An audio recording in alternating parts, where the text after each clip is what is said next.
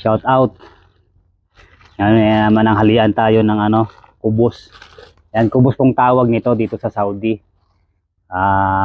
Mga OFW lang karamihan nakakalam nito kung anong klaseng pagkain, nakakatikim ng ganito. So, shout out sa mga sa mga ka-OFW.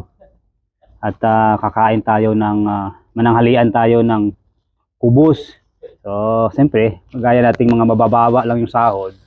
So, itong special po natin tong pagkain, kubos. Yan. So, alam na yung mga Pilipinas dyan, yung mga nakaranas nito. Alam nyo siguro ang lasa nito, dalawang kulay ito. Isang maputla, tsaka isang medyo brown. Yan, medyo brown ito. Shout out po, yan.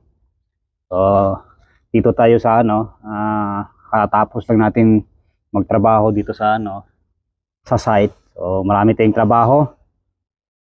Yung matabang yung lasa niya eh. So, yung talaga, kailangan natin magtipid. At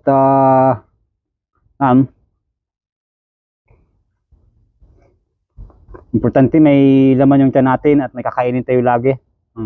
Ano pala, naalala ko yung mga tawag ito. Care off dyan ha, sa Pilipinas ha. Oy, wag naman. Nawawa naman. Kakain kayo ng masarap dyan, tapos i-care off nyo na sa pangalan ko. Ako magbabayad. Samantala ako, kakain ako ng kubos dito. Yan. Shout out sa mga kaibigan natin dyan na gusto pang mag-abroad. Siguro, lalong-lalo dito sa Middle East, siguro makatikim kayo ng ganito. Kung gusto nyo lang yung ganitong lasang pagkain. Kasi, ito,